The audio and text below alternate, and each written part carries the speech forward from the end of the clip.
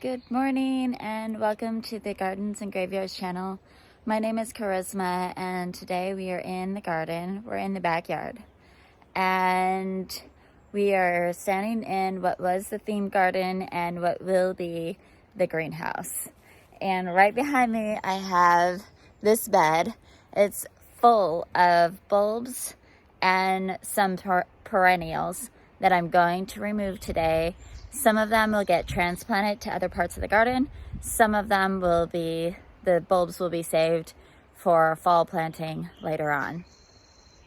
So if you remember, we purchased a Palram Canopia hybrid greenhouse and it is 8x6. So it's just slightly larger than this bed that we're going to remove everything out of. We're going to move the soil, and the bed is actually going to get moved sideways and put at the end of the garden, so it will be used. It'll be Spencer's gonna cut it down for me a little bit.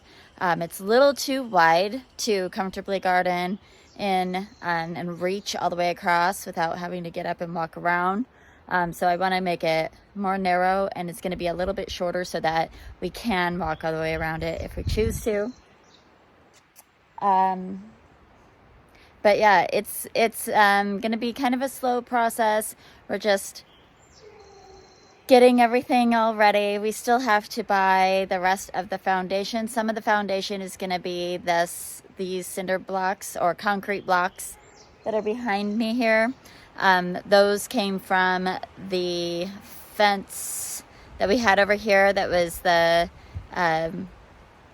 landscape ties and cinder block fence. We moved those out and made a matching fence so that both gardens have the same fence. And we saved the cinder blocks, or they're concrete blocks now. They're no longer made out of cinder, but creature of habit, we just call them cinder blocks.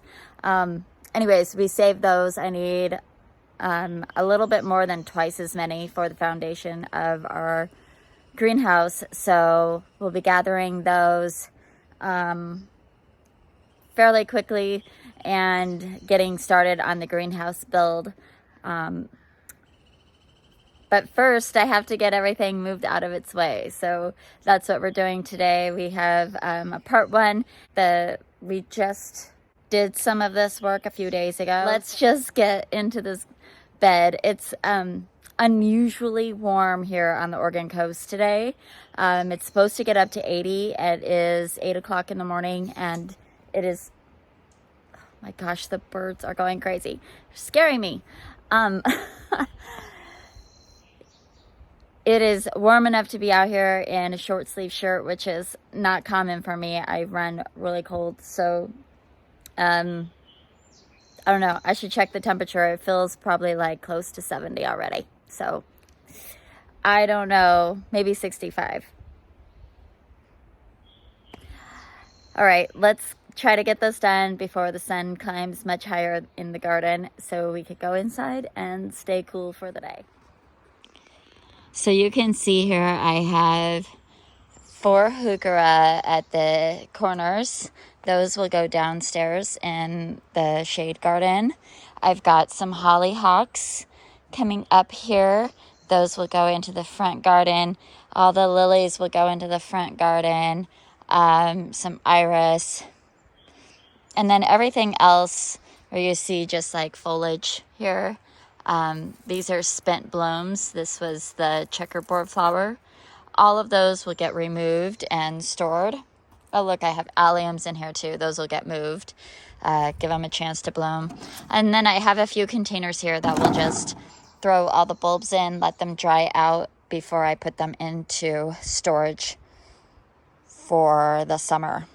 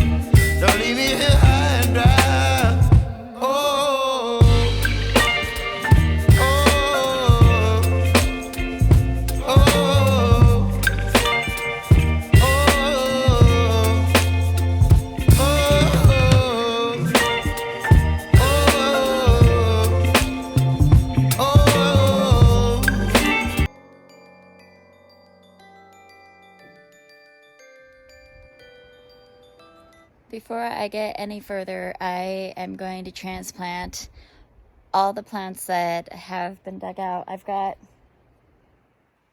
almost half of the bed dug out. All the irises are still in there and they'll have to be transplanted. And possibly a couple of alliums. I'm just going to clear these out the best that I can. All of the lilies have been removed. They're just standing up on their root balls.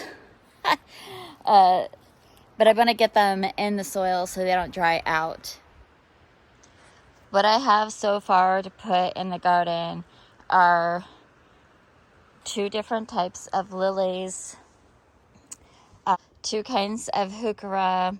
I don't know the names of these. These were cuttings from years and years ago, and then these are cuttings from my cuttings. So anyway, they're big and beautiful. I love this gorgeous vein on this one, and then this one doesn't have a vein.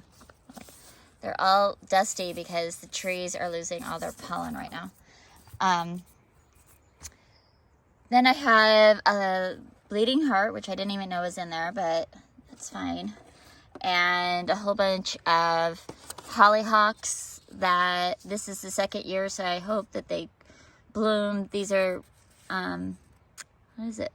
Black Watchman hollyhocks. But we'll see. We'll get them in the ground and hope for the best. And then I had a little native viola in there. I may as well pop her in the ground someplace. But I don't want these roots to dry out. So we're going to get all of the lilies and several alliums. So let's get a move on.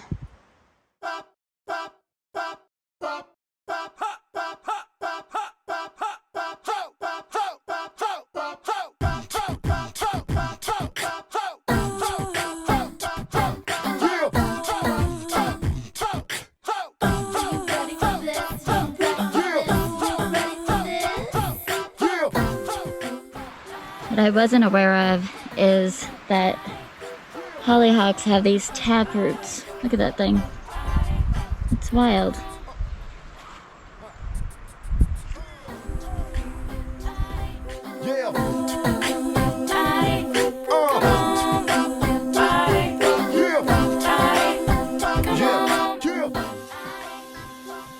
All right, so I got about half of that bed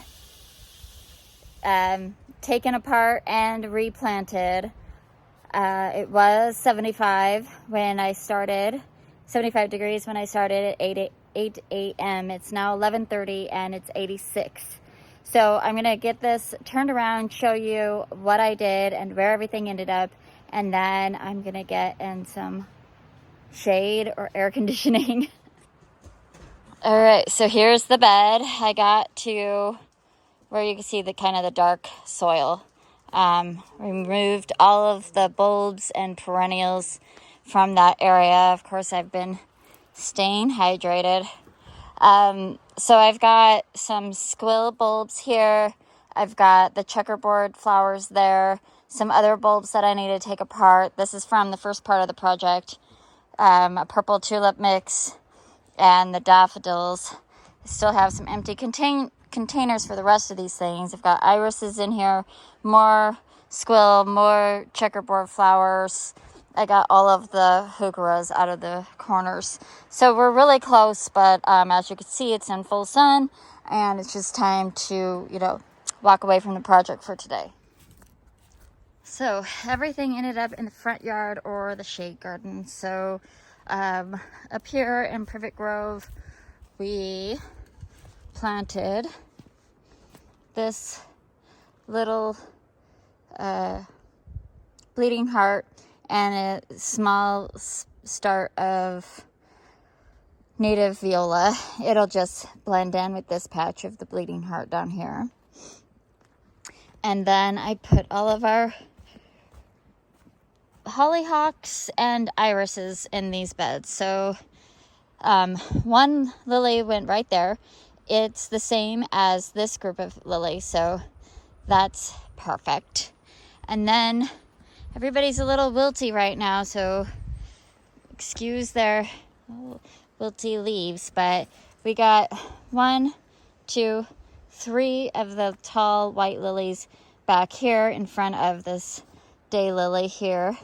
And then moving on down here, you can see on the other side of the Edgeworthia, I did 1, 2, and 3 in the back side of the same one. So they get 6 to 8 feet tall. So my expectation is we'll have white blooms here and white blooms here. Then I planted out the hollyhocks. So I put a clump right there, right there, right there, there, there, there. And basically they're in between dahlias. I do have quite a few dahlias coming up and lilies coming up. There's a dahlia and a lily right next to each other right there. Some lilies. Could see I've got a group of dahlias up right here. Really exciting. So then I had a bunch of little baby lilies that were at the base of some of those other ones that we transplanted. So I put them in a little semicircle around this Weeping River maple, Japanese maple. I did that partially to give some symmetry to the bed, so we have some lilies here and lilies here and lilies here. But I also thought it was a fun play on words because my granddaughter's name is River Lily Iris. So we're going to have a Weeping River maple, lilies in the front, and bearded iris in the back. So there we go. Then I planted the alliums over here with alliums I already have planted over here. So I planted 1, 2, 3 here. These were already there. And then over here we had, these were already here, and I planted that one, which doesn't look super happy, but we'll see what it does. At least the bulb's on the ground. All right, then down here in the shade garden, we have our heucheras. So we have these heucheras here, and they are the ruby bells, and they're green on green, and they've got a red bloom. And we've got 4 of them over here, but only 2 look like very good. Then we move down here a little ways, and then we have this one, which I don't remember the name of. This was one of the varieties that was upstairs in the raised bed. I had a few small cuttings already down here, so I just I divided one of them, and then I moved the little guys from the back to around the front here and put one in the middle. That triangle is now full of the variety that I want. This is a solid purple with a purple bloom. This next triangle has a green heuchera with a purple underside. You see that? So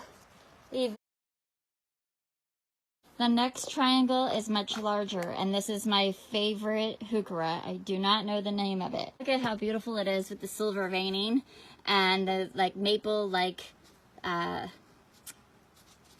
leaf.